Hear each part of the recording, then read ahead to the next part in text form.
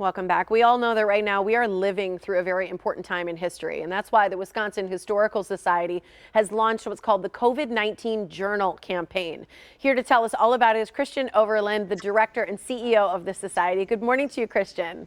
Good morning, Tiffany. How are you today? I'm so excited to be speaking to you because I was referred to you by actually a Facebook fan and who said, I had mentioned the fact that my mom recommended that I journal more during this time because it truly is, as we look back and look ahead to the future, a time that people will look to what we write right now. And a Facebook fan said, you got to speak to the Wisconsin Historical Society because they're doing this journal project.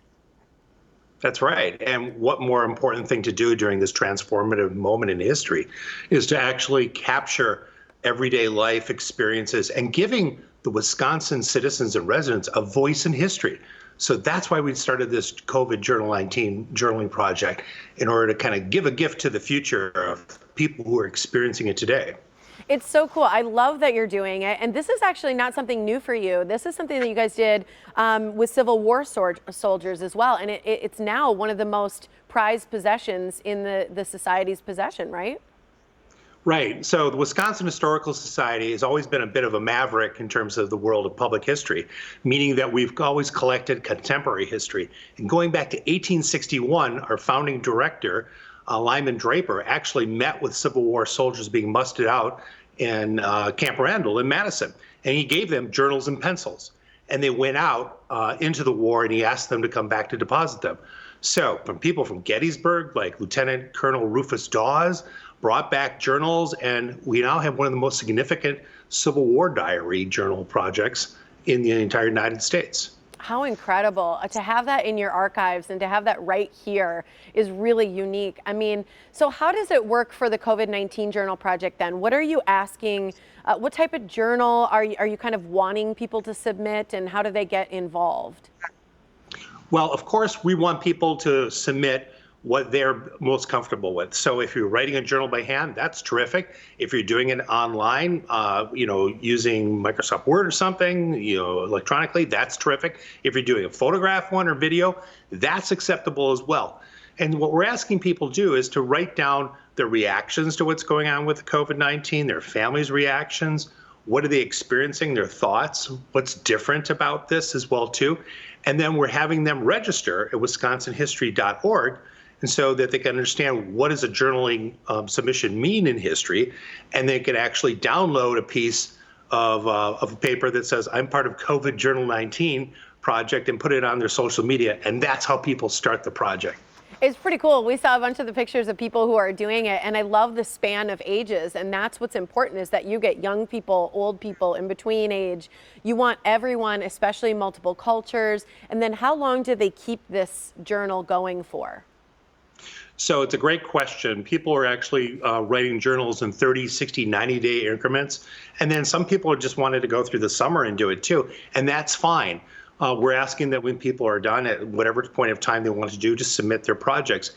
And you pointed out that these are for school children too, and families, people of all ages. We actually have teachers that are using this in their online curriculum to have the kids write and then deposit the journals to the society through that way too.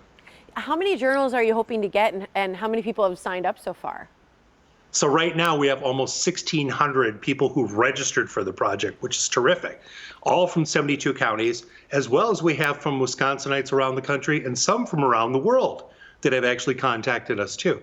And so we're expecting hopefully probably 3,000 to 4,000, which would be a great number and a very significant archive, not only for Wisconsin, but for the United States as well.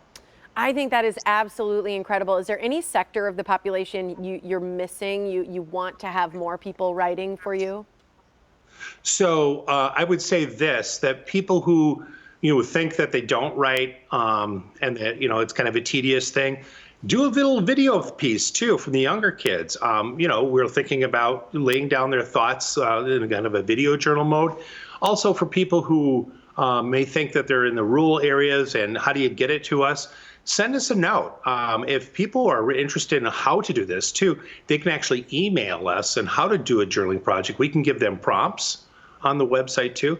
And I would say this is opened up for all residents, which is really important, and all people who are in Wisconsin and all Wisconsinites, because we want to be able to give their voice as a gift to the future on the problem solving that we figured out now, and then how people can look back and see how we did this. That's incredible. I love the fact that these will be used in the future to help people and to document what we're all going through, because I really do think we don't even realize the kind of history that we're in the making of.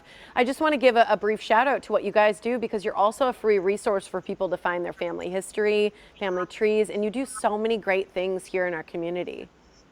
Well, thank you, Tiffany. People don't know that we're the second largest North American collection in the United States, only seconded to the Library of Congress, and a genealogical collection, the third largest in the United States, too. So if you want to find out your family history, go to the wisconsinhistory.org. It's so incredible. Thank you so much for joining us today, Christian. I love what you're doing, and I'm so excited to share it. All the best, Tiffany. You too. Here's the information so you can learn more about the COVID-19 Journal Project with the Wisconsin Historical Society. It's wisconsinhistory.org.